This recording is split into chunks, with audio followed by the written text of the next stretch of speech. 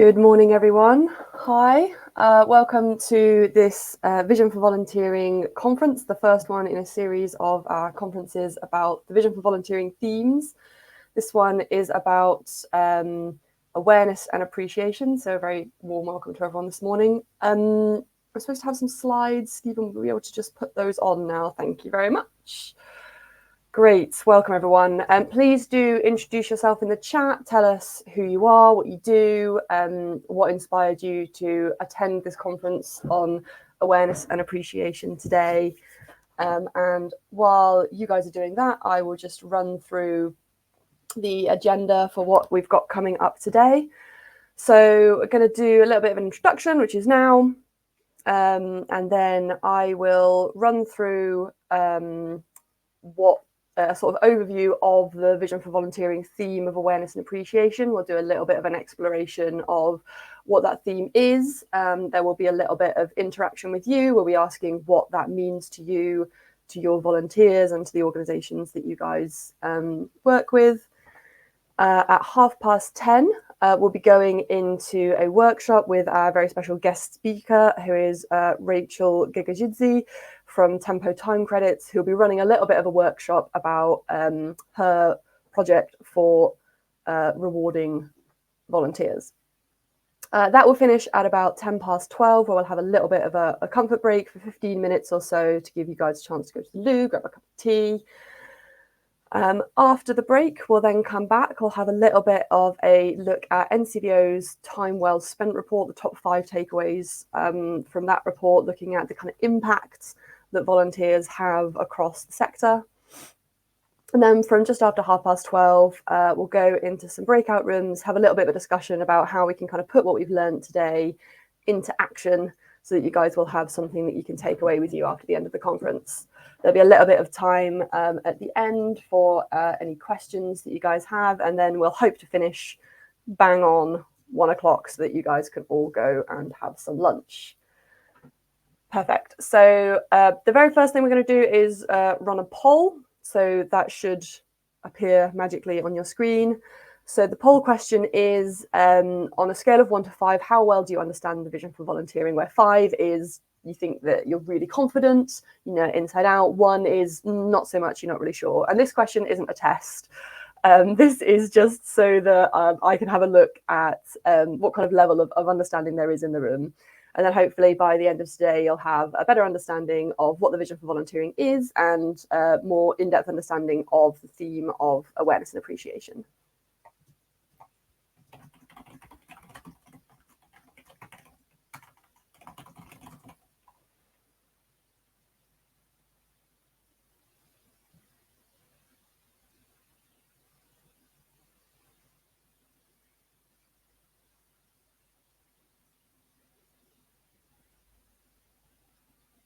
So giving some people some time to vote in that.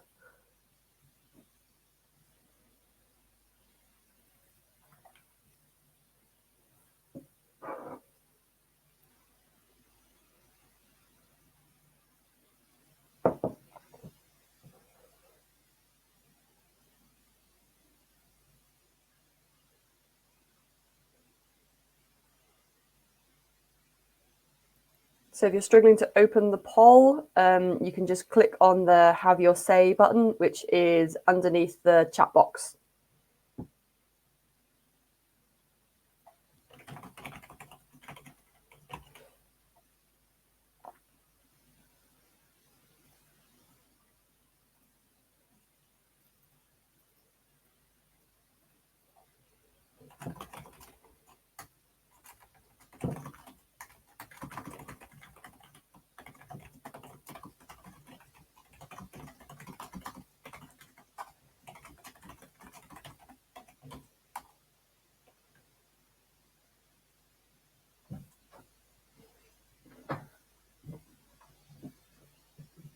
Just waiting for some of those votes to come through.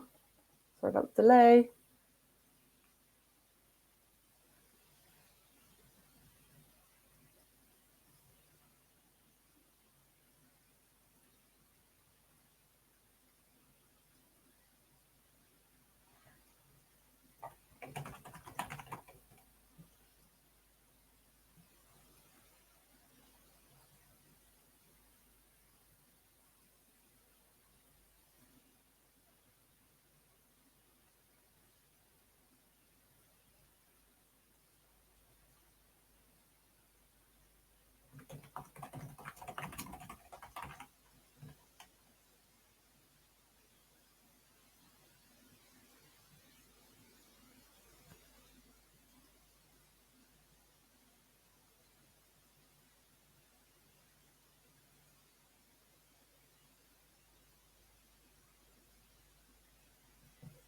Okay, I think we're having some technical issues with viewing the poll. Thank you everybody for voting. I will just assume that there are some people in this room with I'm sure there are some people here with a really good understanding of what the vision is and some people with a less good understanding of what the vision is. So I will just sort of start with a kind of basic overview of what the vision for volunteering is. So if you haven't heard of us, the Vision for Volunteering is a 10-year collaborative project which is designed to create a better future for volunteering. So it was launched in May of 2022 as a partnership between a number of different organisations. You can see the list there on the screen, as well as a kind of collaboration between hundreds and hundreds of different individuals and organisations across the country who participated in a series of kind of participatory workshops around what we want to see in the future. So where do we think volunteering is going? What things do we think are coming up that might change the landscape of volunteering? And how do we need to adapt to make sure that we're getting the best out of volunteering in the kind of years to come? And obviously, the kind of massive change that we saw over the COVID pandemic had a huge impact on volunteering. Some of that was positive, some of that was negative, some of that was short-term, some of that was long-term, but we want to make sure that we are kind of capitalizing on those changes that we're seeing quite rapidly now within the volunteering world. We've known for a long time that volunteering isn't accessible or equally enjoyable for everybody. And we know that there are rapid changes in the way that volunteers kind of expect to interact with volunteer involving organizations and with the roles that they perform. So we know that in order to kind of keep up with what volunteers want, what our communities need, volunteer involving organizations and volunteer managers and volunteers themselves need to kind of adapt to these changing times. So what the Vision for Volunteering is trying to do is imagine that future and work out a kind of path for how we get there. And at its heart, the Vision for Volunteering is about building a movement. So this isn't about some people sitting in their ivory tower saying, oh, we know how to fix volunteering, because we don't have all the answers. We don't know exactly what volunteering is going to look like in the future. And obviously the kind of context within which you guys are operating on the ground is different for every single organization, every single volunteer manager, every single volunteer. So it's really about lots of people making little changes towards that future that we want to see. So as a quick overview, these are the 5 themes of the Vision for Volunteering. So we've got awareness and appreciation, which is the theme that we are talking about today. And then the other 4 themes, which we have conferences for over the next kind of couple of months, are power, equity and inclusion, collaboration, and experimentation. So for now, I'm just going to focus on the theme that we're all here to talk about, which is awareness and appreciation. So what does this theme mean? What are we talking about when we say awareness and appreciation? So in summary, awareness and appreciation, it kind of imagines a future where a culture of volunteering is a part of everyone's life and that volunteer roles are given the recognition that they deserve. And this means that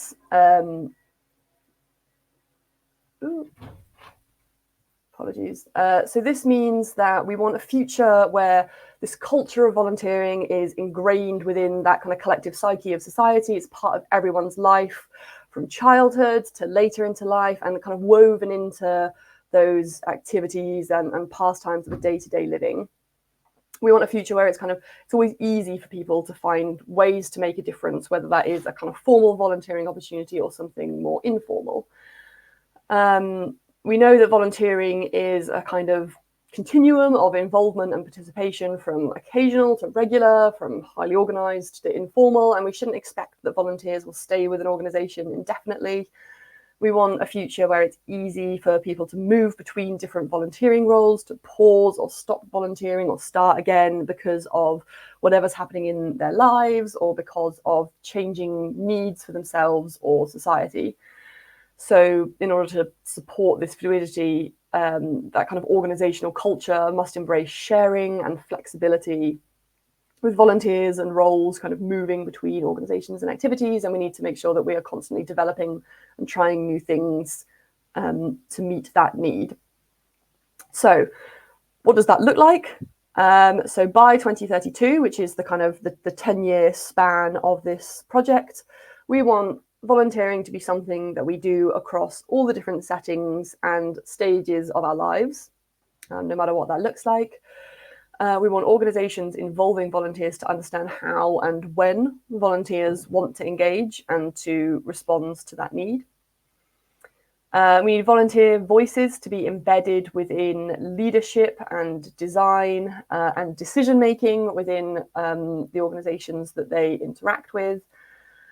And we need volunteering to be appreciated for the incredible beneficial thing that it is by individuals, communities, organizations, and policymakers, and that needs to be backed up by kind of firm data around the impact that volunteering is having across the board.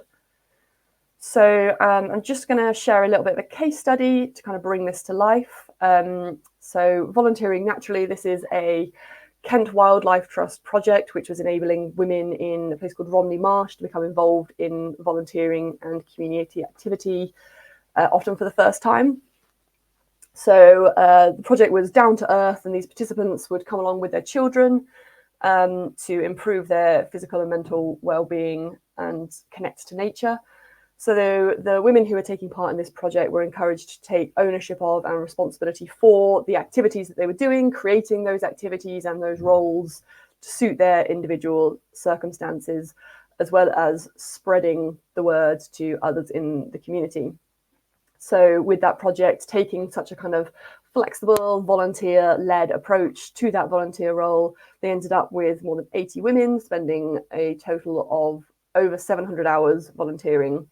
And then some of them went on to undergo some formal training, and many of them became involved on a very regular basis.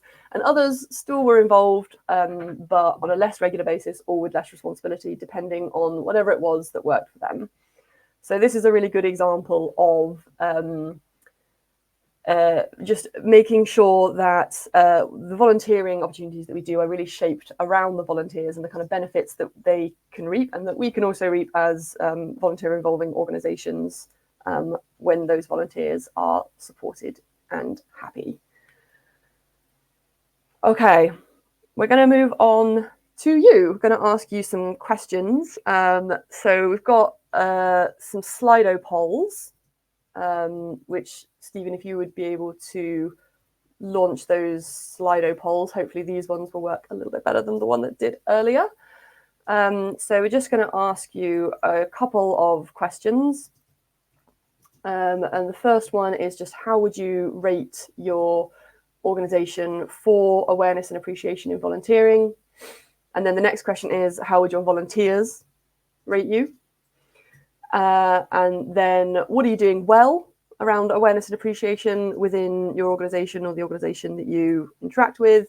And what do you think needs improvement? So those polls should be popping up ready for you. We'll give you guys about 5 minutes or so to respond to those questions, because I want it to be a thoughtful response from you. So again, to access those polls, click on the Have Your Say box underneath the chat box.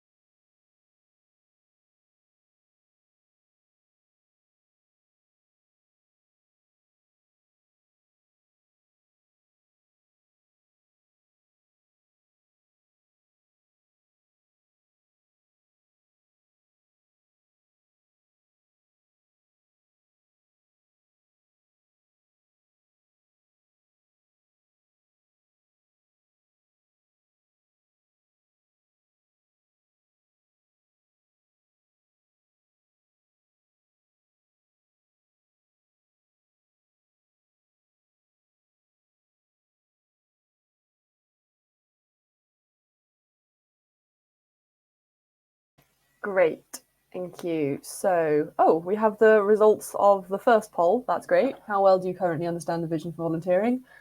A good solid middling 3 for most people. That's brilliant. With a couple of 5s and a couple of 1s, that's absolutely great. Hopefully, given a good understanding of the vision for volunteering, and you guys have a little bit of a deeper understanding of what that is now. Could we see the next one, please? So, how would you rate your organization for awareness and appreciation? So again, we've got most people saying around a 3 or a 4. That's really good. People seem quite confident that they understand their volunteers and are working well with them. That's really good. We've got a couple of confident people on a 5, and 1 or 2 people on kind of 1s and 2s. That's great. That means that there's just plenty of room for improvement. Let's see the second one then, which is how you think your volunteers would rate your organization for awareness and appreciation. Great. Okay, that's about the same. That's good. That's encouraging. Remember that you can always ask your volunteers how they think that you're doing around awareness, how much your volunteers feel that they're kind of aware of the impact of what they're doing and that they're feeling appreciated. That's lovely. Can we see the next results, please? Ooh, this is a nice little word cloud. So we've got things like toolkit, supervision, newsletters, thanking every shift, long service awards, well-being, volunteers having access to peer support, shouting out volunteers for going above and beyond, celebrating milestones, sharing socials, lots of really, really good stuff in there. Love that. And let's see the last one, which is, what do you think that might need improvement? So we've got comments around short-term volunteering, recognition and recruitment, perception of volunteers, making sure there's consistency across the whole organization, sharing power, giving opportunity to listen to what volunteers have to say, structures and routines for appreciation, making sure it's not just kind of an ad hoc thing, it's built in. Really good stuff. Lots of really, really great ideas in there.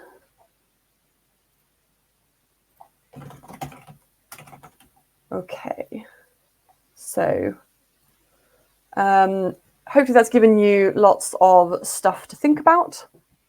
And now I'm going to hand over to our guest speaker, Rachel Gegeshidze, who is going to do a presentation around tempo time credits and how that relates to the awareness and appreciation theme in Vision for Volunteering.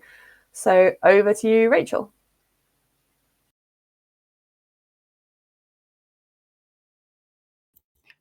Good morning, everyone. Sorry, still those same mistakes about keeping yourself on mute.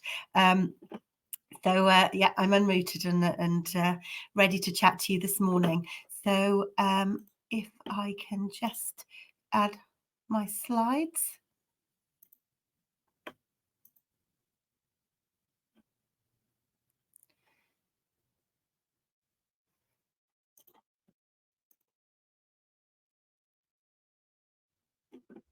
They're just uploading.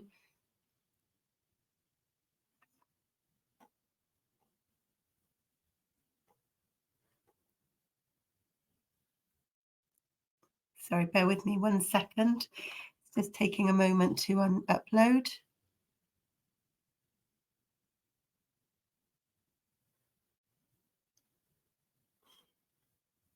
Fantastic. I'm presuming everyone can see that, because I can see that I've just disappeared into a little square, and my slides are now showing. So fantastic. So I was really pleased to join one of the Vision for Volunteering sessions, earlier last year in London. So it was really exciting for me to see to sort of hear and then begin to think about the role that Tempo time credits can play in supporting the vision, but very much around that sort of awareness and appreciation and the recognition that we give to the volunteers, but also time credits fit very well in a number of the other sort of key themes around power, equality and inclusion, collaboration and empowerment, and I will touch on some of those during our conversation this morning, but I'm here to sort of talk to you more about the work that we do that sort of uses time credits to recognise and appreciate the time that people give to their communities. So I'm going to start off by telling you a little bit about Tempo. I've worked for Tempo for 11 years. We're actually celebrating our 15th birthday this week. So we've worked in parts of England and Wales over the last 15 years. We grew out of the Welsh valleys. You might be able to hear a Welsh accent as I'm speaking. I'm based in Wales, but I work nationally in my role. So we grew out of the Welsh valleys in 2008. And we were originally set up as an organisation called Spice, which some of you may have heard of before.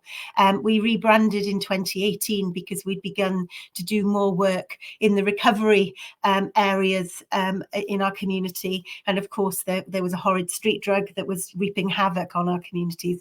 So we no longer felt that Spice was the name for us. So we became Tempo, and Tempo came from our team actually, and it was around how communities run to their own rhythm and beat.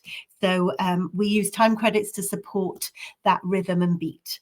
So over those last 15 years, we've grew out of Wales, and we have programmes across London, in Cambridgeshire, but also in Lancashire, in Birmingham, in Cornwall, and also in Kent. And we also work right across Wales, across the 22 local authority areas.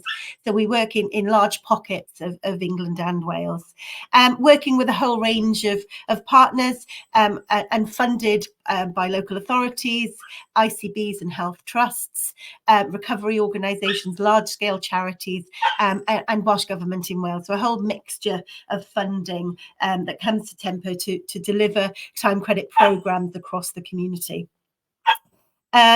We use time credits as a tool for community engagement and recognition of volunteers. So I will talk to you a little bit more in a moment about how the model will work, and during this morning, what I'll also cover off, I'll share some of the impact that we see as a result of embedding time credits in communities, and I'll share with you our recent results from our recent research that we launched in October 23, and that will kind of show you the impact that recognising volunteers with time credits has. And I'll also talk to you a little bit about how we use time credits to support pathways into volunteering, and sort of how we look to diversify that volunteer base by encouraging new and different people to become involved. So the model is really, really simple. So we build networks of organisations, businesses and volunteers. So funded through a local authority, for example. So in Cambridgeshire, we've worked with the local authority there for many, many years, who funded Tempo to build a network in Cambridgeshire that supports more people to get involved in their communities. So we work with a whole range, I think at some point over 100 community organisations that use time credits to recognise the time that their volunteers give. And then alongside that, we built a network of what we call recognition partners, who are able to open up things like a theatre session, or a swim, or a college course, that people then redeem their time credits to access a whole range of experiences and opportunities. And often, sorry, I'm going to move my dog. I could just see Sarah's message about the dog. I've shut them out of the room, but that's not helping.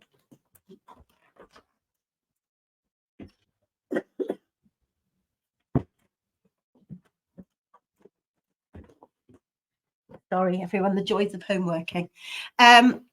So those networks of organisations. So they're often people accessing opportunities that they perhaps sometimes have never experienced before. So it sort of opens up opportunities that builds people's confidence, builds their self-esteem, and it helps their health and well-being. But we'll talk a little bit more about the impacts later.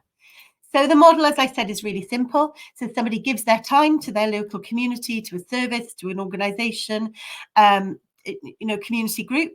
They receive a time credit as a thank you for their time.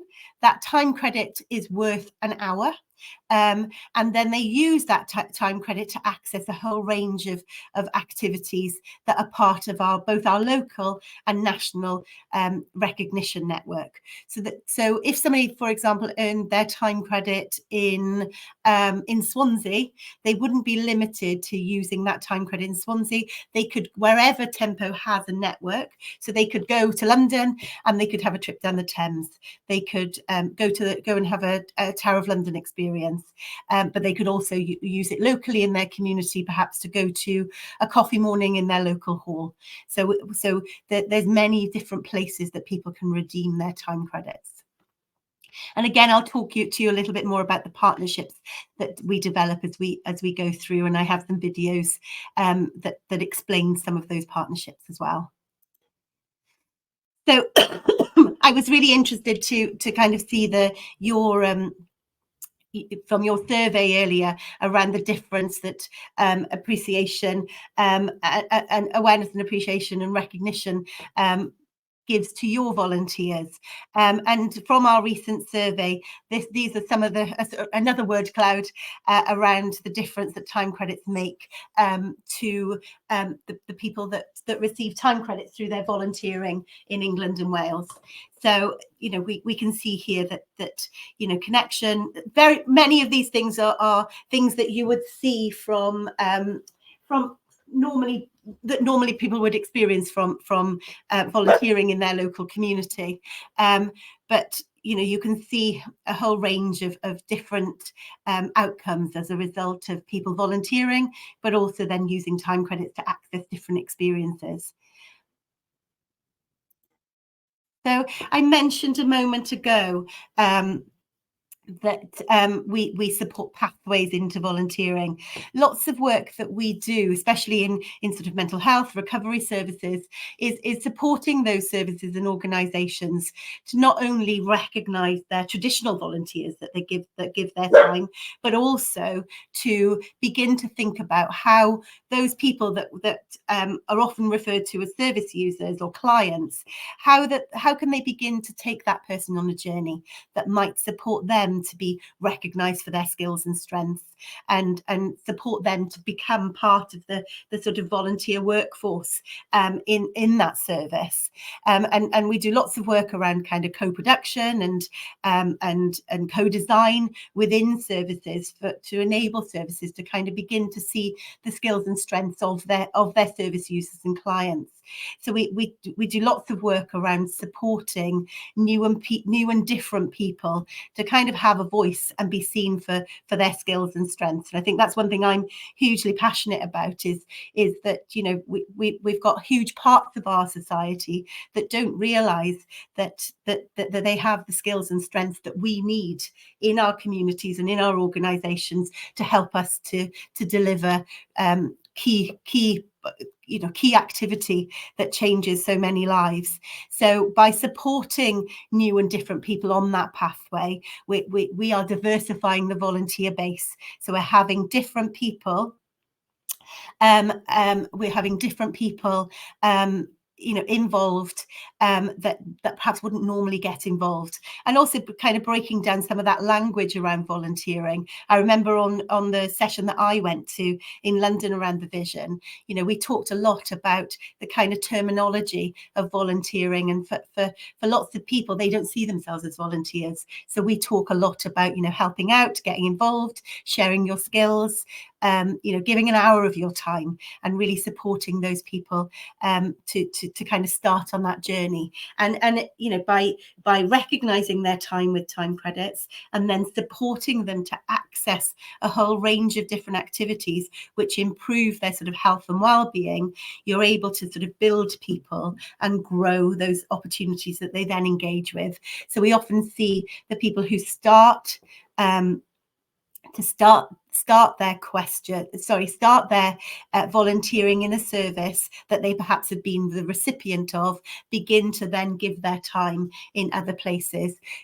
We in the past we've been funded by local authorities very much around how we use time credits to move people beyond service, and how they then begin over time through building their confidence and building their own recognition of their skills and strengths. We then see people moving into new opportunities. Let me just move on to my next slide. I can see some of the questions coming through in the chat, and I've put in. I'm very aware that that I'm talking a lot at you, so I've built in little gaps throughout this where there's an opportunity for us to break and kind of take some of your questions. So I'm just looking at some of the questions in the chat. So is the scheme a halfway house between paid employment and volunteering? Are there any legal issues around rewarding people for volunteering in that way, beyond just holding a volunteer's lunch or a Christmas meal, etc., from time to time? That's a really good question. We absolutely see this as volunteering and not paid employment. This is about recognising people's time with time credits. I will talk to you about some of the FAQs at the end, but because we're dealing in time, and it's about time that's being recognised. Time credits only ever have a time value; they never have a cash value. So when somebody's redeeming their time credits, say for a theatre show, they would be. The cost of those tickets would be the number of hours that show will last for. So a 2-hour show at the theatre would be 2 time credits. A swim at the leisure centre, if you're swimming for an hour, it would be 1 time credit. So they never ever have a cash value, and therefore they don't impact on benefits because of that. Are there any other questions?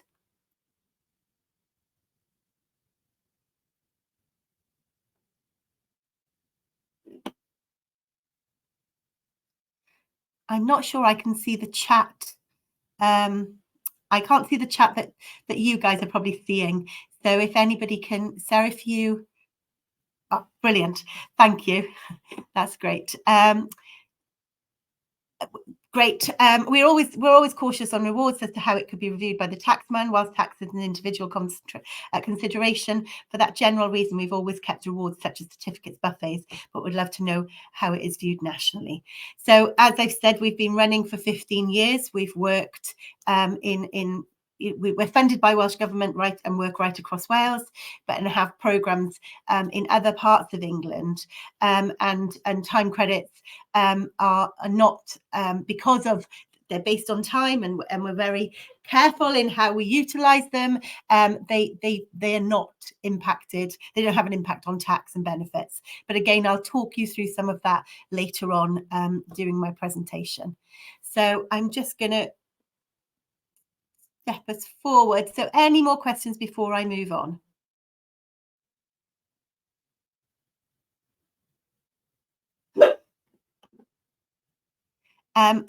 We absolutely can. Yeah, definitely. We're keen to chat with anybody following on from today. We can share my email address, and please get in touch, and we can arrange a conversation. Interestingly, we've been talking to Volunteer Glasgow and one of the CVCs or CVSs in Glasgow. So there is definite interest in this in England, in Scotland, as well as England and Wales. But lots of questions coming there. So we have a digital platform. So it's a really good question from Fiona there. So we use a digital platform. So when an organisation sets up on the digital platform, they receive their time credits into their account, and they then send a link to their volunteers to register. The time credits are issued through the digital platform, and then the volunteer is then able to search the opportunities for where they can use their time credits, both locally and nationally, but also through our platform they can also search opportunities for where they can volunteer as well. Organisations and community groups can advertise their volunteer opportunities on the platform, as well as we then promote the opportunities for where people can redeem their time credits on the platform as well. Fab. So that question was from Fiona around understanding how you issue time credits and how those things are verified on the platform. Sorry, I need to read the questions out as well, because so you know what I'm answering. Any more before I move on? Thank you. No more questions at the moment, so I'm going to move forward. So I'm going to begin to share some stories with you as we kind of go through this session. So Kim is a volunteer that gives her time at Llanelli Railway Goods Shed in Carmarthenshire in Wales. She had, and like many people, her journey into volunteering came as a result of moving home and moving to a new community where she didn't know anybody very well, and had those huge benefits that many volunteers see from getting out and volunteering in their community, that supports them to kind of connect with new people and have those benefits that volunteering has. So Kim started her volunteering at the Railway Goods Shed, and I think this story is really powerful because Kim started there as a volunteer, and as a result of that volunteering, she's now in paid employment there. So for the first time, it was purely a volunteer run organisation. They've been for many years setting up the Railway Goods Shed, and for the first time they'd received some funding for a paid role there, and Kim moved from her role as a volunteer into paid employment. But what, and one of the things that Kim said, for her, time credits wasn't the driving force that led her to volunteering. For some people that we work with in the community, time credits can be that starting point. Receiving time credits for their time and having that recognition and that acknowledgement of their time is often the sort of carrot that gets people motivated to give their time. But we know that we also work and recognise volunteers whose driver was very much around volunteering, and Kim is one of those people that her primary motivation was to volunteer, but actually receiving time credits for her time was really exciting and motivating, and made her give more time, was what she was telling us. And what time credits did to her was that they opened up opportunities for things that she otherwise wouldn't have afforded. So it opened the doors to going to new places and new opportunities and new experiences that she wouldn't have accessed otherwise. And we hear that a lot from people as we're talking to them about the impact that time credits have on their life. So the good thing for someone like Kim that's volunteering already and then receives time credits for their time is that it has a huge impact on their health and well-being, and it's a positive way of saying thank you. I'm just going to move us forward. So as I mentioned earlier, in October 2023, we launched our impact report, and 1,500 volunteers took part in that survey, and it was one of the largest numbers of people that we'd had sort of over the sort of pandemic years. Our numbers of people completing our survey during the pandemic dipped, but actually we're really excited really excited this time that so many people had responded, and you know, some of the numbers from that survey: 40% of the respondents had never or only occasionally given their time before receiving time credits. So for us, that's really exciting to see that time credits are supporting those new and different people to get involved in their communities. We know, like many of you know, that we're you know, globally we're having challenges around, you know, bringing people into volunteering in our communities, and we know that we want to, you know, ensure that we really kind of support people to give their time and share their skills, and we want to create a society that volunteering is very much a core part of that. And I feel very passionately that we've got huge parts of our communities that don't even know that they could be giving their time, and they have skills to share. So for me, reading these statistics, I get excited that we're reaching that new demographic, and supporting new people on that volunteering journey that has such huge benefits for their well-being.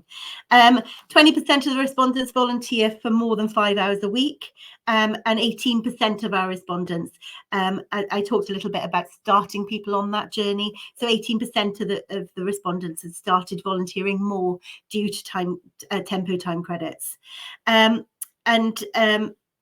57% of the respondents stated that earning and using time credits had improved their quality of life.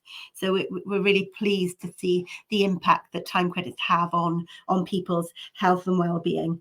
So we work with over 1,300 community groups and organisations across the UK that issued time credits to their volunteers for their time. And we've worked with over 750 what we call recognition partners. So they're businesses such as theatres, leisure centres, bowling alleys, soft play. We have geocaching walks, we have, as I said, trips down the Thames, so a whole range of different activities and experiences that people can redeem their time credits against. We don't ever pay those recognition partners for their time. This is about building a community that supports volunteering and supports community building. So we work with those businesses to look at what are they looking to achieve, what do they, you know, how can they support their local community. And for many businesses, they really want to reach new people, and they want to recognize the time of their local citizens. So we work with them individually to kind of work up that offer that works for them. So we don't have a sort of one size fits all approach to how we work with businesses. We work with each business on an individual basis and build that sort of national recognition network. But local is also very, very important, because we know that transport is a huge challenge in our communities for many people. So we need to also create very local opportunities, you know, kind of at the end of the street opportunities that people can access. And that's why things like, you know, a coffee club at your local community centre, a craft session at the local sheltered housing scheme, those things are very, very important as well, because they enable people to kind of connect and make friends and build their social networks locally whilst using their time credits. So that's that work around using time credits as that tool to build communities alongside supporting more people to get involved in their communities is really important. So Sue is another amazing volunteer that gives her time at a hospice, and you know, time credits for her has been a really lovely addition to her volunteering. You know, the benefits and rewards that she already gets from giving her time at the hospice are huge, but actually being able to you know, give 6 hours of her time at the hospice and receive 6 time credits. And she was able to take some of her family to the Philharmonic Orchestra at St David's Hall in Cardiff. And being able to, that's one thing that we really love about people being able to use time credits. You can not only use them for yourself, you can take your friends and family with you. You can also gift your time credits to others. So we see lots of gifting, especially around Christmas time. You know, especially, you know, people living on pensions or lower incomes. You know, life is very expensive right now. So people being able to gift time credits to others is very gratefully received, both by the person that's passing it on, but also the person that's being gifted.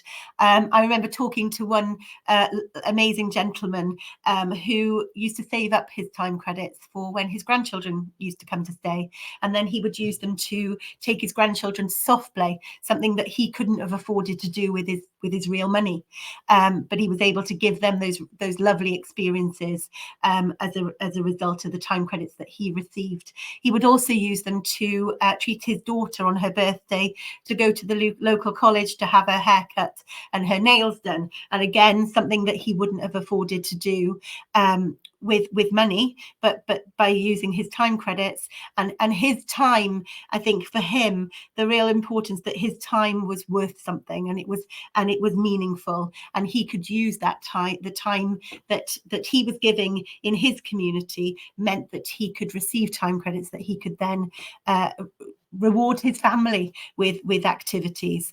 And we often see, I talked a little moment ago, I talked a little bit a moment ago about the journey that we take people on with time credits. I remember working, as I said, I've worked in this organisation for 11 years, and whilst I'm chief exec now, I started off as my journey as the time credit facilitator in Carmarthenshire. So I've been very fortunate to kind of see the impact that time credits can have on the ground and to people, and I feel really privileged to have had that experience. And I remember working with a family actually, and we do lots of work around family volunteering, and time credits being earned by the whole family, and the whole family then being able to go and have lovely experiences together. But we worked with one family who I met when I went to give a talk at Mind, and this family had experienced a real mental health crisis, and at that point we were running some sessions around kind of community members becoming the community engagers and really building our sort of army of community engagers there. And the wife was very, very keen to join in, the husband not so much so, Jane and Rob, and they've talked about their story, so they're happy for me to share it. And Rob very reluctantly came to those sessions initially because his wife didn't want to leave him alone at home. And over time, their lives changed as a result of kind of volunteering and being recognised for that time. And they set up, initially it started off, they set up a Lego workshop in the local hall. So they were renting the hall with time credits, a little church hall that had opened up their sort of spare capacity, and they so they could rent the hall for a number of time credits. They had other volunteers coming in to support them. All the Lego had been donated by the local community, so there'd been no costs to set this up. They'd had mountains of Lego donated, and they were running Lego workshops in their local community throughout the school summer holidays. They had about 43 families come along to those Lego workshops, and it made a huge difference. But for Jane and Rob, it made the biggest difference. Their mental health crisis had happened as a result of Rob losing his job and his mental health declining as a result of that. And a big part of that was because he was no longer a provider for his family.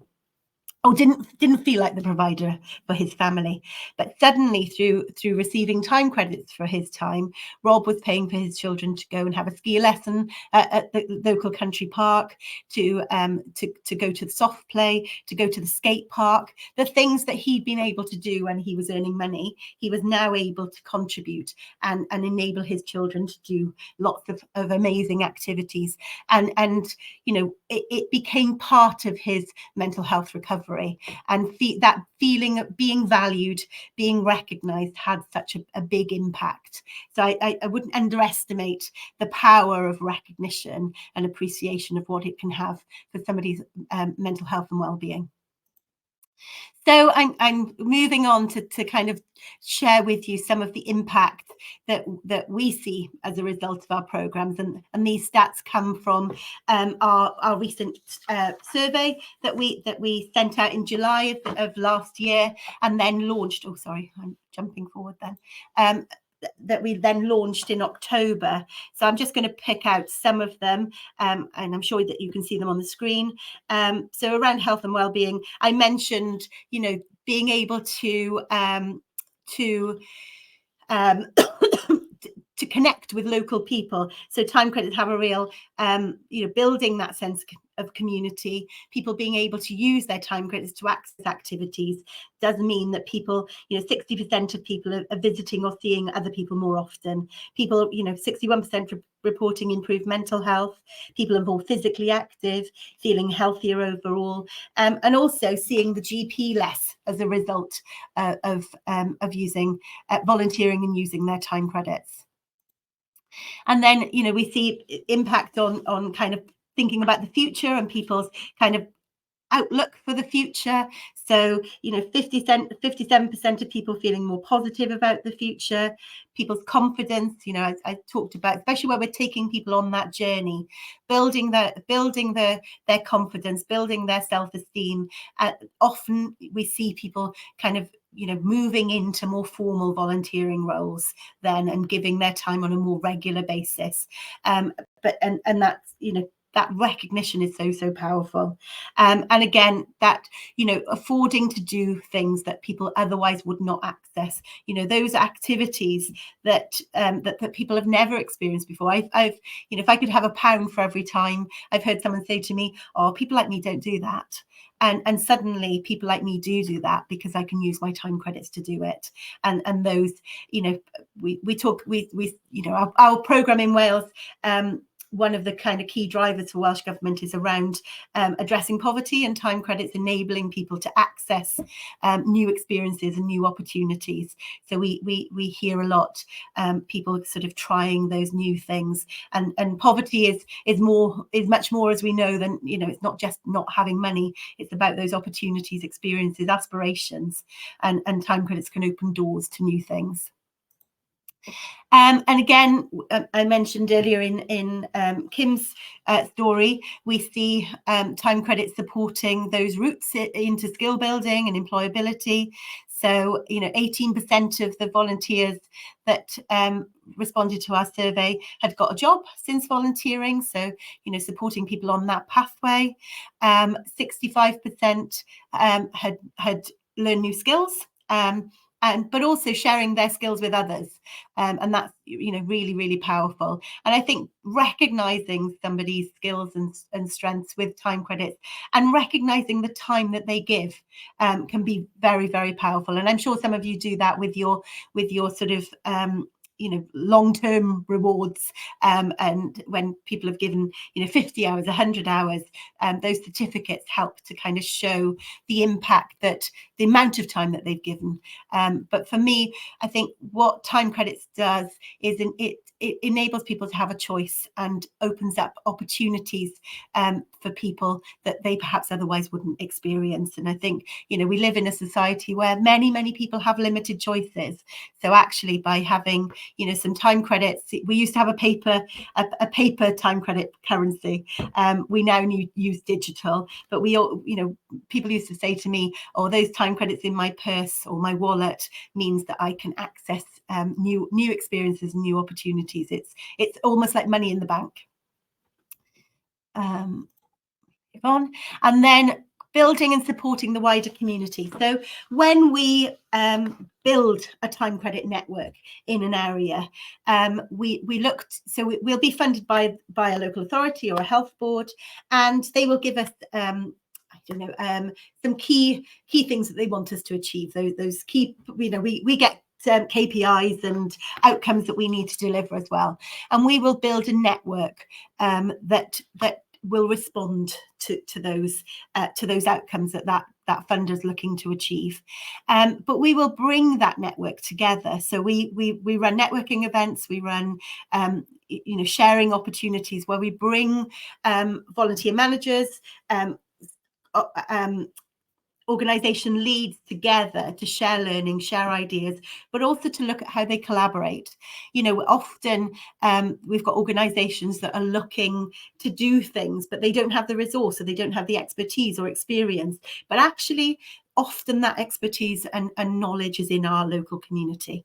So through our networking and collaboration events, we will bring people together to look at how we share resources, how we share volunteers. Sometimes I remember working with a young people's group in Carmarthenshire, young mums group at a local youth club, and historically this youth club had received children in need money to put on activities for these young mums and their babies, but you know, as funding got tighter, it was harder to get that money, and they really wanted to run some workshops for the young mums before Christmas. And at one of our collaboration and networking events, we sort of put that out to the network as a challenge. And there was an art group that was part of our network in another town, who was kind of, you know, well, we could come deliver something for you. We've got cupboards full of resources. We've got, you know, artists that could volunteer their time, and we, by working together and that collaborative approach, we were able to kind of overcome a challenge. So I think, you know, the networks and the opportunities to collaborate across our communities and use time as the sort of golden thread. Time credits often becomes the sort of golden thread that pulls things together and enables people to kind of, you know, work together to deliver outcomes.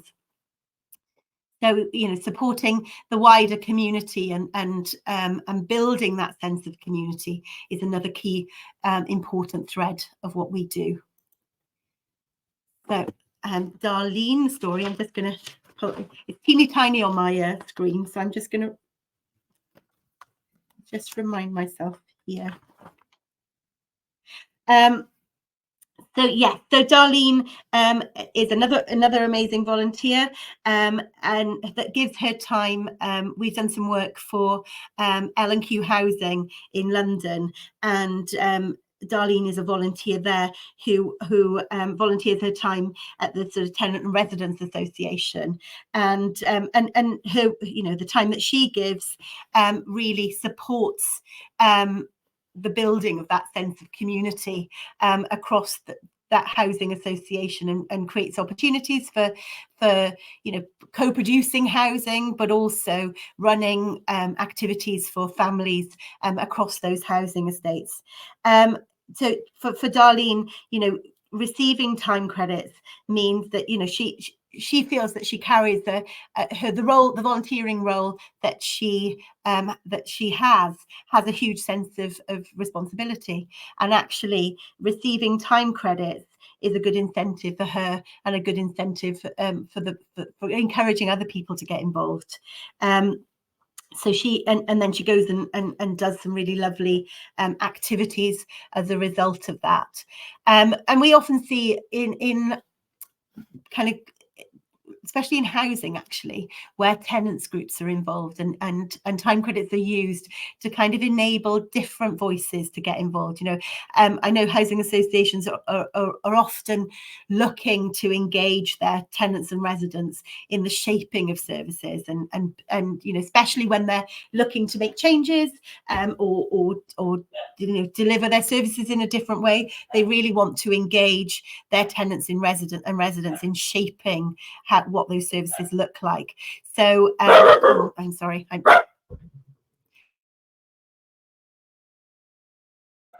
So yes, so I'm just going to take them out again. Sorry.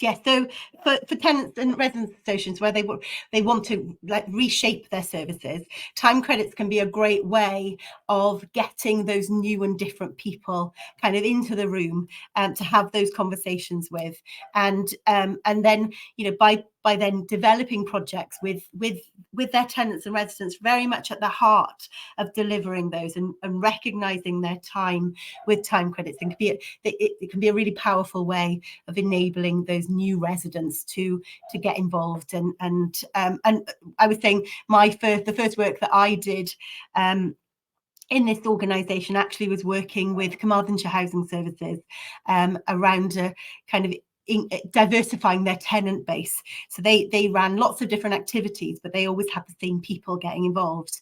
And what we went about doing,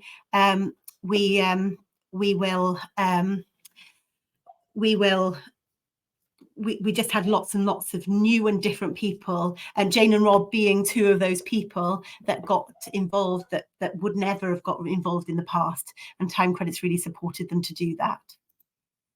So I'm just going to share a film now. I hope if I can. Oh no.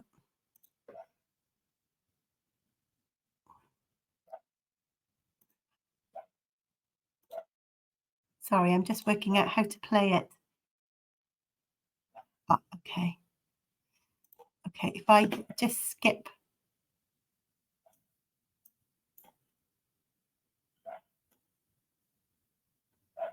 to it. The joys of technology.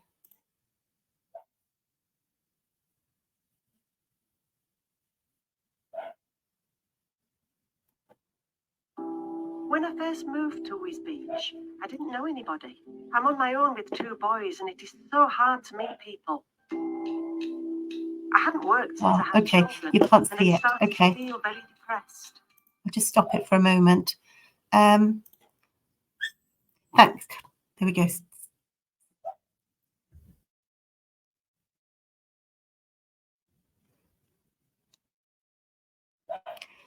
Shall I play my sound?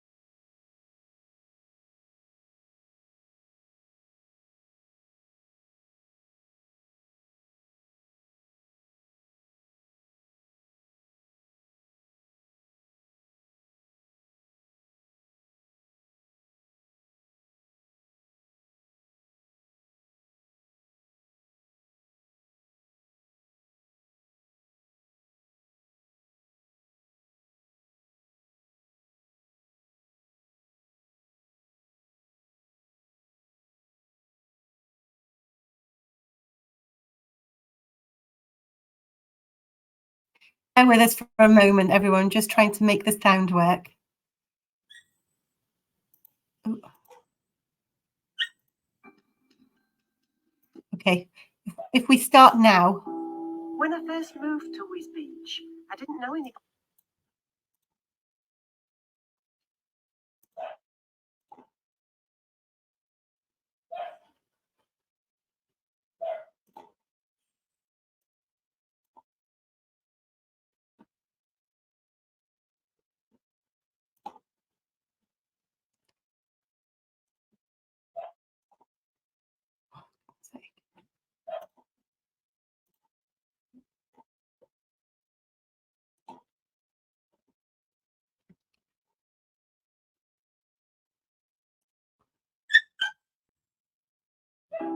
When I first moved to Whiz Beach, I didn't know anybody.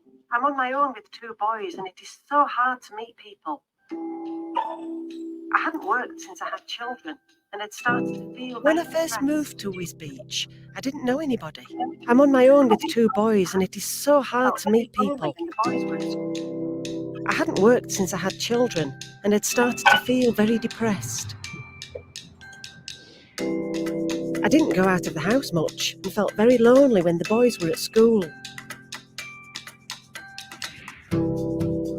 One day when I was dropping the boys off at school, I saw something about time credits. A teacher from the school saw me looking and suggested I give it a go. I was scared, but I decided to try something new. I went to the school and talked about what I could do. I was always good at English at school, so they suggested I try reading with children. The first time I went into a classroom, I was so nervous. I helped a little girl whose first language isn't English to read a book about dinosaurs. It was fun, and when I left, I felt really proud of myself. With time credits, for each hour I give of my time as a volunteer, I earn 1 time credit that I can spend on an activity. I started volunteering regularly.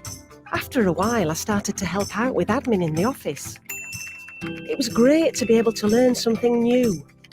I was surprised, as it turns out, I'm actually quite good at it. They have even been encouraging me to apply for a job. I got to know lots of people who have become friends. I come out of that school now and it's like, wow, I've got my energy back. Now I feel like I'm not just a mum at home doing housework. I feel like a person again. Like I'm a good role model for my boys. I've really enjoyed spending the time credits I've earned. I've started swimming and even managed to lose a few pounds. I even went to the gym. I feel much happier and don't sit at home moping anymore. I have taken the boys to the cinema, which is a treat we can't usually afford as a family. They love being able to do something all together. I even saved up my time credits and in the holidays went with a small group of other volunteers to spend them in London. It was the first time the boys had been. It was such fun. The boys love being able to go places together as a family. I don't feel lonely anymore. I feel part of the community. In fact, I feel like anything is possible. The University of Cambridge carried out this research to evaluate the public health outcomes of time credits in Wisbech. The study was funded by the National Institute for Health Research's School for Public Health Research.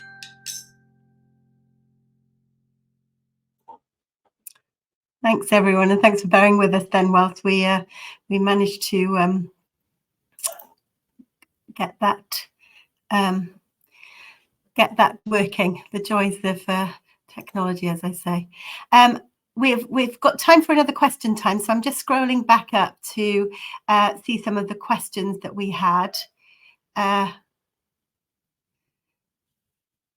So we had a question here about lots of charities that have volunteer management systems to advertise their current opportunities. Does it need to sit separately to that? It depends on what system you use. So if you're working with someone like Team Kinetic, for example, we have an API that our systems can work together, and you can do all that you need to do through your current system. At the moment, it's only with Team Kinetic that we have that API, but it is possible in the future that we'll look to do that with other people. So it's worth having a conversation about how it might work for you. Are we looking at, so this question, are we looking to move Tempo more nationally? We have volunteers in Yorkshire and Cheshire, so wouldn't want a scheme that volunteers can't access, that some could access, but some can't. Absolutely, we are looking to grow the work that we do. We have worked in Cheshire in the past, and are keen to kind of regrow opportunities there. We work in Lancashire, but not Yorkshire. But part of our sort of strategy is to grow out of the areas that we're in. So keen to look at how we grow into those areas. And then a comment here, if the experiences are donated by a third party rather than bought, that helps with the tax concerns. Yeah, that's absolutely right. Because the activities and experiences aren't paid for, they're gifted. Nobody's paying for the volunteer rewards. So Chris is absolutely right there. Another question here from Hannah. Hello, Rachel. Can volunteers backdate claims for their time spent volunteering prior to Tempo being introduced by the organisation? We we don't ever look to do that. We look to start from the point of sort of signing up with Tempo, just because it's about managing the time credits that then go out into the wider community. So we look at starting from that point of joining our network. Also, you don't need huge numbers of time credits to go and do great things. So as I said earlier, 2 time credits would pay for you to see a show at the theatre. So it's not like that volunteers would necessarily need lots of those backdated time credits to enable themselves to have amazing experiences. So so I hope that answers that for you, Hannah. And then a question here from Louise: is there a cost for charities in joining Tempo or per time credit? Often in areas that we work, we're funded by, as I said, a local authority or a larger partner. That then means that we can work with a lot of those charities in that local area without a cost. We do have smaller packages for smaller charities, but we wouldn't. We need to work in that area to enable us to have built the infrastructure to support programs. So it wouldn't be possible for one charity, for example, that perhaps is in don't think of somewhere, Somerset, to join, because we wouldn't have a network in Somerset. So we often look for a larger funded partner to start with to build a network in an area. Although if you are a charity that's in an area that we work, but perhaps our commission there doesn't support us to work with your charity, for example, it is possible to pay for a package of time credits yourself. So that's, I think, all of the questions. Excuse me, I'm just scrolling down so far, so I'm just take us on it. Sorry about my voice as well. I've along with everyone else, seems to have had this Christmas lurgy. And this is kind of, I've just popped this slide in here. For us, it's about building communities with communities. We very much want to take an inclusive role, that to grow our communities with people at the heart of them, and people sort of shaping. And I think that very much speaks to the sort of vision of volunteering around power. You know, the power should sit and be shared with the people in our communities, and we strongly believe in that. Another question's come in from Caroline. What can we do to get Tempo in our area? Cumbria is one of them. Actually, we're really keen to talk to people in Cumbria, Caroline. So I think initially it would be good to chat to you, and then to think about who else we need to talk to, and how we sort of start to grow that interest. And we're not opposed to working with people around joint funding bids as well. So yeah, we'd be keen to have those conversations. So probably the next slide is probably a really helpful slide from your perspective as organisation leads and volunteer managers. So we also look at the impact that time credits has on the community groups, services and organisations that we work with. So over 100 organisations took part in the survey last year, and 93% of them use time credits to recognise and reward their volunteers.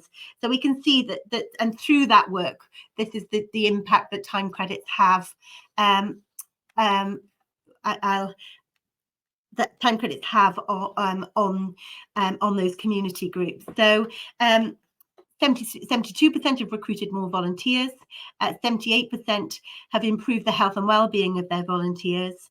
It's also helped with volunteer retention at 63%, 33% have increased volunteer diversity, 51% have improved the skills and capabilities of their volunteers, and 46% got better at engaging and sharing ideas with groups.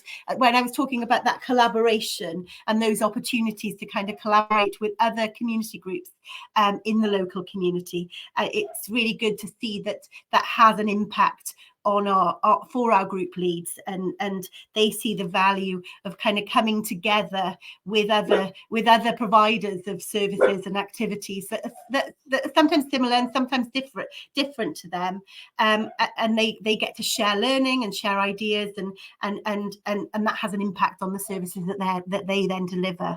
And then Finally, 30% have also been able to increase funds as a result of using time credits. That real impact on those community groups and organisations. So, as I said, we work with 1,300 charity and community organisations across the UK. I'm really sorry.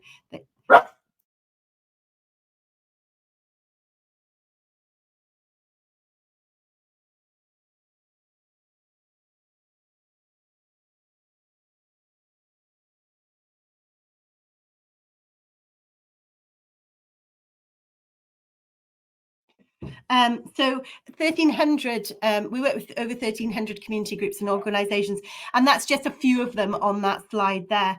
But it gives you, just by some of those logos you might recognise, the breadth of the different organisations that we work with, from people offering, children and family support to food banks and food waste projects, social action, community development groups, health and social care organisations, housing and homelessness, young people's projects. Our commission in Cornwall, we're funded there to work with the Ukrainian refugees around using time credits to recognise their skills and strengths and embed, and how they then embed themselves within that local community and build their community connections.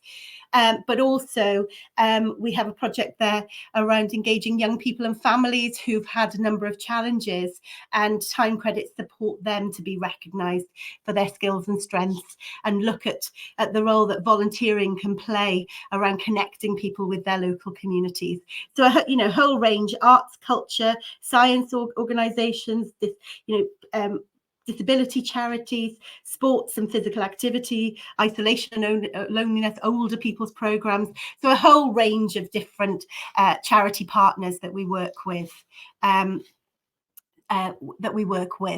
across the UK.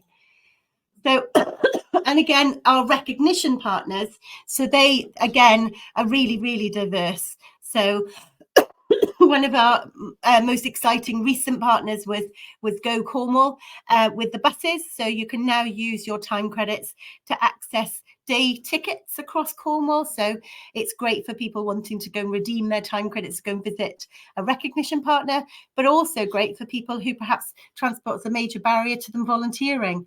And so people can use their time credits to now access transport. We work with the National Trust. You can visit all of the National Trust venues now in Wales. We're looking to bring them on in England. But theatres, leisure centres,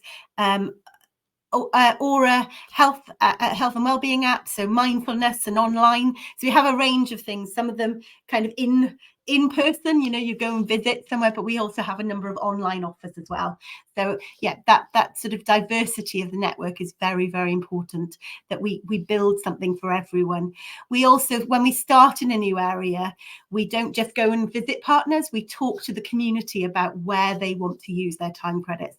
So we also co-produce the different places that people will want to redeem their time credits, and depending on the sort of commission, we will then build a network that responds to that. So in the past we've worked in Blackpool, and that programme was funded by Sports England, and it was looking at how volunteering could get people more physically active and involved in their communities. So we had a sort of a real drive there to bring things like gyms and leisure centres and football classes and a whole range of different activities that would get people moving. So we build that network very much looking at the outcomes that our commissioners want to receive. We've got another little video just talking about our relationship with Plymouth Argyle in Cornwall. So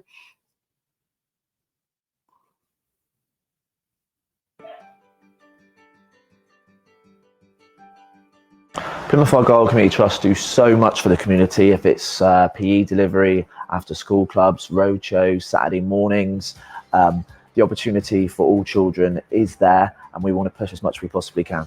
Why we do that as a team is because we're all passionate about sport, not just football. Football is our main sport for most of us, but all sport and for the children to enjoy, for them to have a better life and to be fit and active.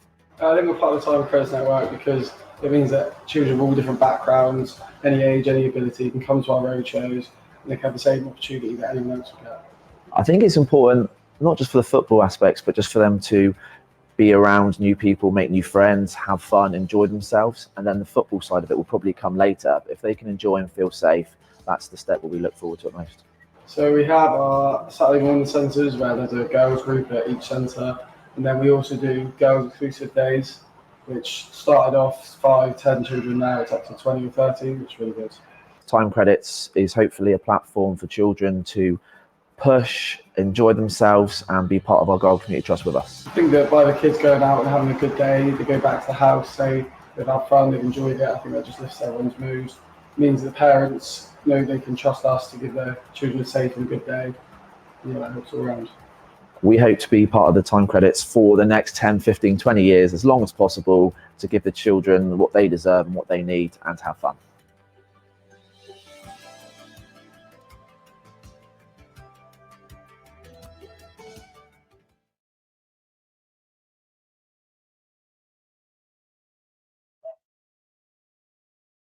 Okay, thanks so much for that. We've managed to sort out our video sharing now, so that's good. I mentioned earlier that by building relationships with our business partners, as I said earlier, that it's really important that we look. This isn't just about we want X number of tickets to your venue. We want to build a partnership, and that partnership is very much about working with them to look at what they want, what they are looking to achieve, and what they're looking to deliver. And we've had some really amazing partnerships with our recognition partners over the years, where projects have started. I think the Sherman Theatre in Cardiff, who developed their Sherman 5 project on the back of the Time Credit programme, where they had ambassadors that lived in some of the most challenging areas of Cardiff, actually. They really wanted to engage audiences from parts of Cardiff where people just never came to the theatre. And that began to happen by working with us and people being able to use time credits there. And then on the back of that, they developed a project where they developed Sherman 5 ambassadors that lived in the heart of those communities, because people needed to hear about other people going to the theatre, and they developed that programme on the back of that, and saw huge numbers, and really helped to kind of diversify their volunteer base. And Plantasia is a similar story. This partner has a lovely garden, an indoors. It's almost like probably a small version of one of the big greenhouses at the Eden Project, we'd actually begun, the manager there, he'd worked at another venue that we'd worked with him with time credits, and I think he'd had such a good experience there that when he moved to manage Plantasia, he looked at how he could work with us. So it was great to then begin to work with him there, and time credits really help them to fulfill some of their goals, and that's what we're keen to look at when we build partnerships. It's not just about taking entry away from paying customers. It's about looking at how we help them to deliver some of their key goals, especially around engaging with new and different customers. So I've said a little bit about funding through my presentation. Some of our funders are on here. I've mentioned Welsh Government, I've mentioned L&Q Housing, Haringey Council, City of London, lots of different funders on here. And as I said, we often work with a larger funder and then deliver at a local level. So it would be great to, if anybody that is interested, please do get in touch, and we can look at, if we're not working in that area, who should we be having conversations with, and what that might look like. I think would be a good starting point. We may already be having some conversations in some areas already, so it would be good to kind of join you into those conversations as well. So you'll be pleased to see that there'll be less talking from me in a moment, because I've got some questions for you. But just finally, before we kind of move across to you doing some of the talking, I've got some of that key information that I said I'd share. So time credits have no cash value, with no impact on state benefits. Our online platform lets organisations distribute time credits to the volunteers, and so you basically would need an administrator who's able to then issue those time credits to their volunteers. At the moment, there's no time limit on when volunteers can use their time credits. We see lots of people saving them up for summer holidays or for special occasions, and it's important that people are able to do that. We also set no age restriction on people that can earn and use time credits, because we work through organisations, and you have your safeguards and your policies in place. You would continue to work within those within your own policies. So if you have young people that are volunteering for you, they are able to receive time credits for their time. Time credits are completely transferable. So as I said, they can be gifted or donated to other people. Sometimes we see, I was going to mention it earlier when I was talking about Darlene, in some projects, we see a number of volunteers who perhaps are giving their time, earning their time credits, then using those time credits to benefit those people who might be accessing those services. And they will take a small group out on a trip together, and support people to have different experiences. So you almost use them as a group pot. So we enable and facilitate that to happen as well. And we only work with partners whose community standards meet with ours and meet with our values. So we're very careful around who joins the network, both from a recognition perspective, but also from a community perspective as well. I think our values are very strong, and we want people that meet and support our values to be part of the network. So I think we've got a minute for another question or so. I'm just scrolling back up. A question from Michael: do we still operate in Cheshire? Not at the moment, Michael, but keen to open up those conversations. The pandemic hit us hard in Cheshire, so we'd be keen to kind of explore how we come back. And Stephen Jeffs, would you be able to explain how Tempo would work with a national charity covering the UK? It'd be worth us having that conversation and understanding how national you are, and whether it's so. In Wales, we have opportunities for people to redeem their time credits right across Wales through that funding through Welsh Government.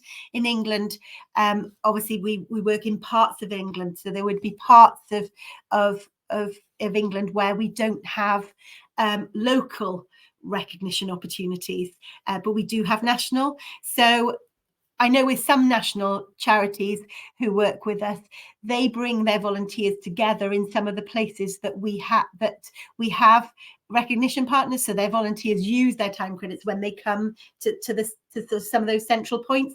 So it's worth us sort of chatting, Stephen, about kind of understanding where you are across the UK.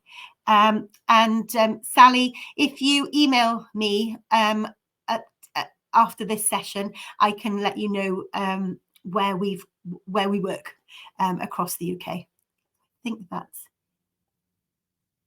a question. And another question here from Sarah: how do you measure, administer the time spent and rewards issued? So that is all done through our digital platform.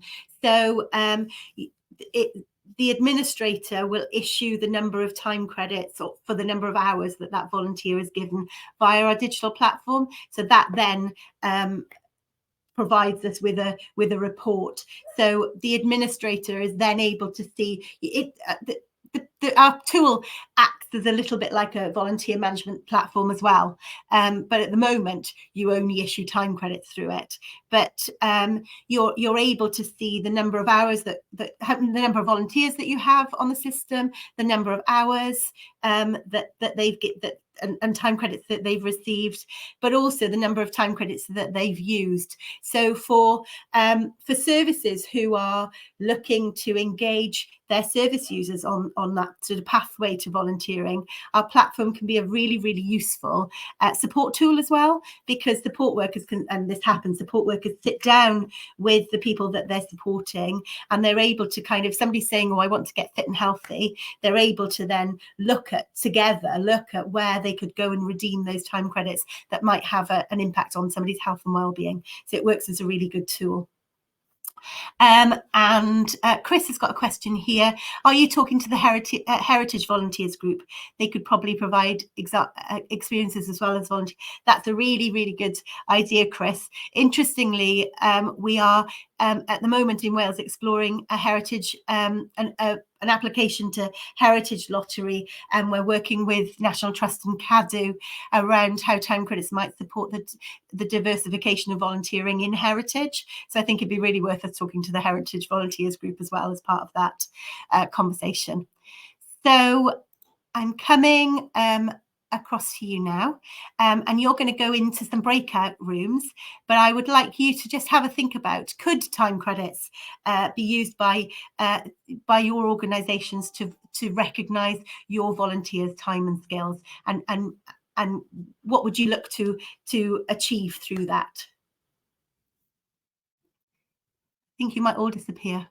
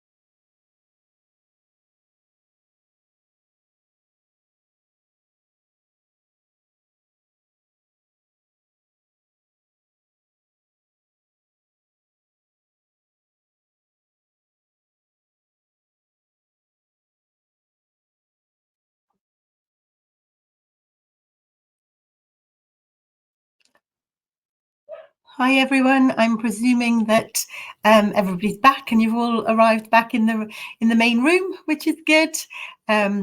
So fantastic. What would be really great, because I can't see any of you or hear any of you. So what would be really great if in the chat you could pop any of your thoughts. Just I'm very nosy, and I'd like to hear I'd like to kind of read what your discussions have been about. So if we could just take a few minutes just to kind of share any of the kind of conversations, that would be fantastic. And I'll read them out, and there might be some questions in there and I can respond to them. And you're on a countdown now to your coffee. So we've got just 10 minutes or so to go, and then you can get a cuppa.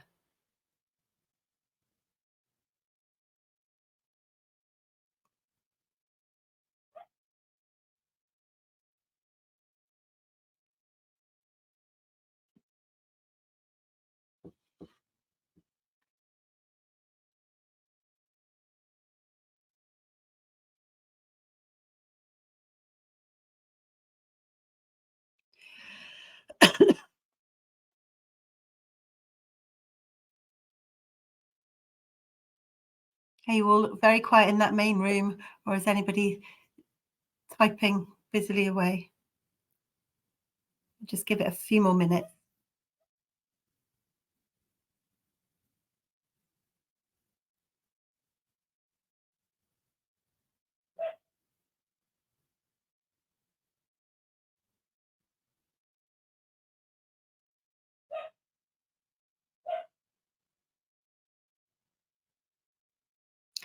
Has anybody got any other questions?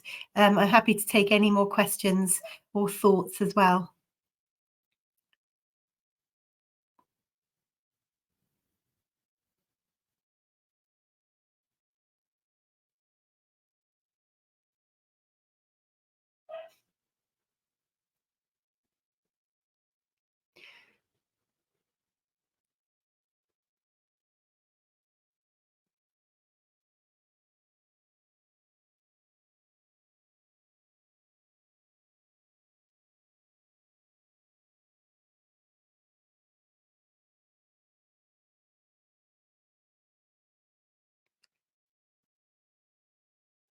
Well, the good thing, I suppose, for you guys is that if you're all kind of, all your questions have been answered and there's nothing else, I'm sure you might get an extra few minutes for a coffee.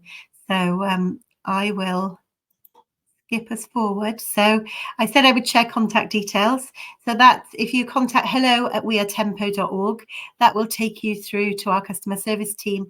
But I know that my email address will also be shared in the chat, so you'll be able to contact me directly if you want to. But feel free to use the hello@wearetempo.org as well. Our email address is at the top there as well, so you can have, not email, website address is up at the top there, so you can also find contact details, and telephone number is there for you. I'd like to take this opportunity to say a huge thanks to the Vision for Volunteering, and a big thanks for inviting me to come and talk to you this morning. I know I've talked a lot at you and only given you a few, just 20 minutes to have a chat. So I hope your conversations were really useful. Thank you also from Wally and Norman, who've been extremely naughty this morning and barking a lot, I know, so huge apologies for that. I didn't know whether out of the room is better or in the room. Sometimes in the room is quieter, but they've been a total nightmare this morning. One comment here from Lee around, really like the idea, Rachel, and we'll be looking into including it in some of our volunteer projects. I'm really pleased to hear that, Lee. And yeah, thank you for all your questions and your comments this morning, and happy to, I know if you're anything like me, I go away and then think, oh, I should have said, I should have asked. So don't feel, if you haven't asked it already, that you can't reach out and ask those questions. I have said that the slides can be shared as well. So hopefully Sarah will be able to get those out to people. So again, thank you so much. I'm handing back to Sarah, and big thanks to Sarah and Stephen for their help this morning as well.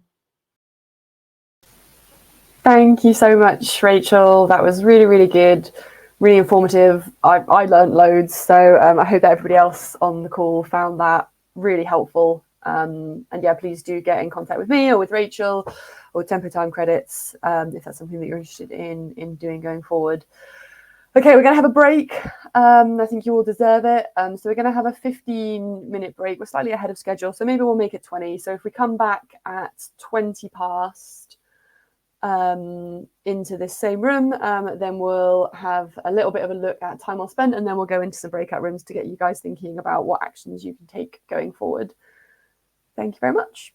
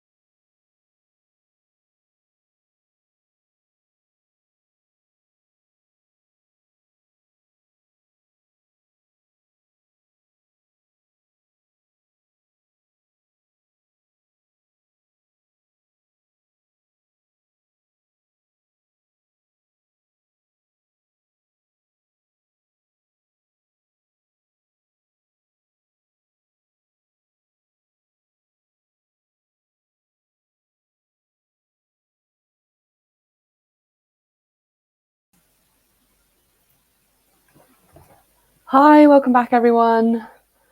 Hopefully you've had a good break, managed to get a cup of tea. So we're just going to move on to the last part of the conference now. Going to have a quick look at the time well spent report, and then there'll be a little bit of time to have a chat in some breakout rooms. Could I have my slides, please? Great, perfect, thank you. I just wanted to give a kind of really quick overview of the Time Well Spent report. This is a report that is released annually by NCVO, which is the membership body for volunteering within the sector. So this is one of their kind of flagship research programs that focuses on volunteers and their experiences. It surveys over 17,000 members of the UK general public, and they analyse the results every year.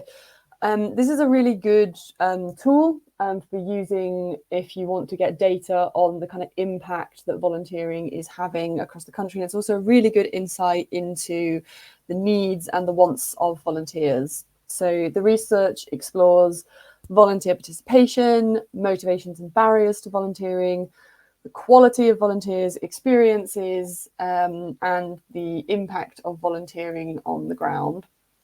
So I'm just going to play you a quick video, which is going to go over some of the key findings of the most recent Time Well Spent report. I'm Amy McGarvey, one of the Research and Insight Managers at NCVO. I'm really excited to share some of the latest findings from our Time Well Spent research programme. This new research aims to understand what volunteering and the volunteer experience looks like now, following a few years of significant change since our original survey in the series. The research is based on a national survey of over 7,000 adults in Great Britain. So here are 5 key takeaways from the latest findings.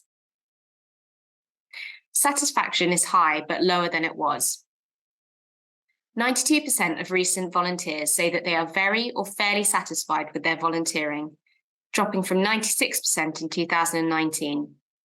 Younger public sector volunteers and disabled volunteers continue to be less satisfied.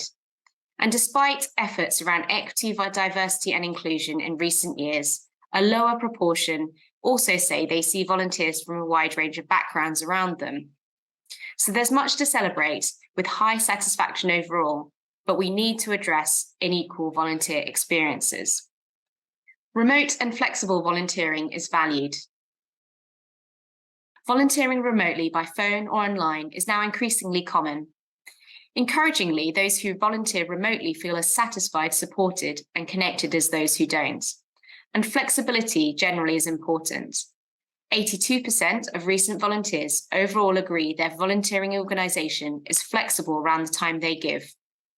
Non-volunteers also say flexibility is the factor most likely to encourage them to volunteer.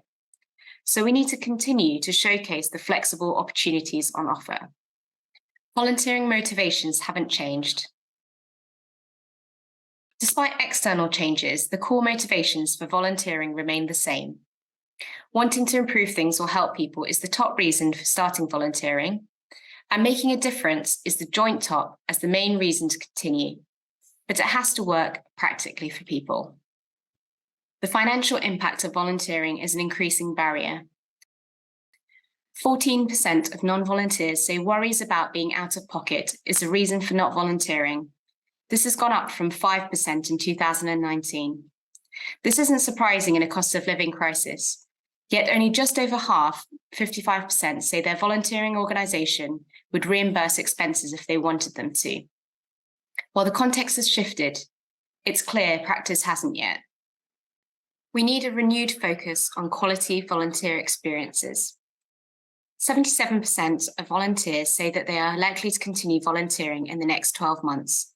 This has dropped slightly from 80% in 2019, and wider data suggests this trend of decline in formal volunteering. The main reason people stop volunteering is having less time due to changing circumstances. While we can't change this, we can influence volunteer experiences. If we want to keep volunteers engaged, we need to be proactive and keep adapting to the inevitable changes that lie ahead. This needs to happen to ensure that volunteering continues to be time well spent. So that's just a few of the key takeaways. There's much more in the full report. We hope that you find it informative and useful.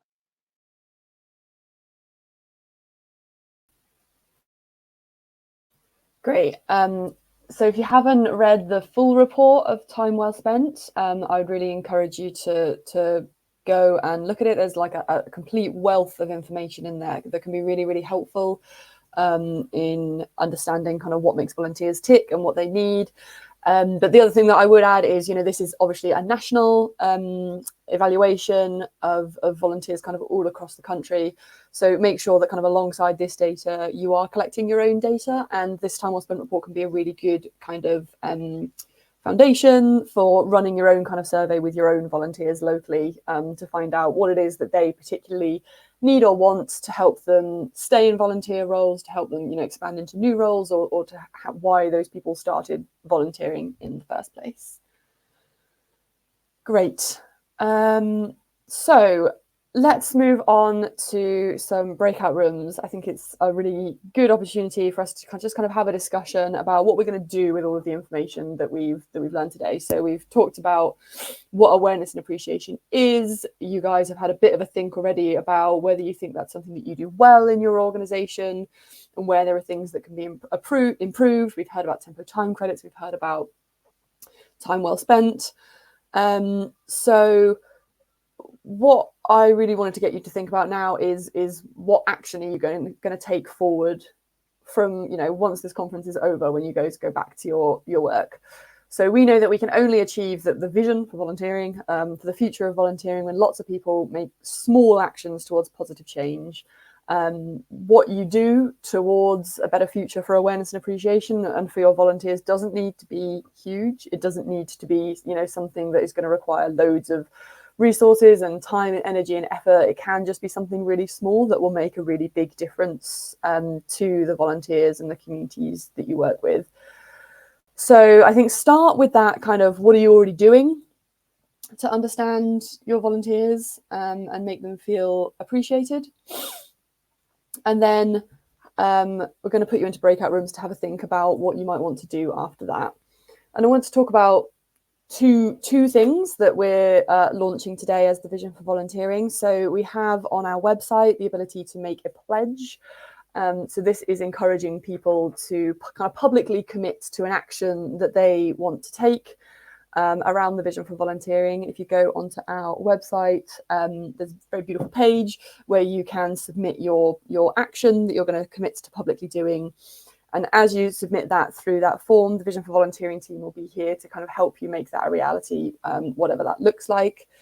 But also on our webpage or on our website, we have a new set of pages which are kind of resources for each of the vision themes. So we have an awareness and appreciation theme resources page. We're really keen for this to be something that's kind of community curated, so that we don't know all of the resources that are out there. So it'd be really helpful if you could kind of let us know what resources are out there that you use that you find helpful, but also where you kind of see any gaps. So if there are resources that you think would be really helpful if I just had some kind of guidance document or a toolkit on how to do this specific thing, but I don't know if one exists. If you let us know what that is, we can see what we can find, or we could possibly find somebody to create that resource for you. So in your breakout rooms, we'd like you to have a discussion about what action you might want to take around awareness and appreciation over the next, short or long term, it's kind of up to you. And have a discussion about what resources you're aware of that might be helpful to share with other people, and then what resources that you think might be needed. So I'll have about 20 minutes for that. So be back by 10 to 1.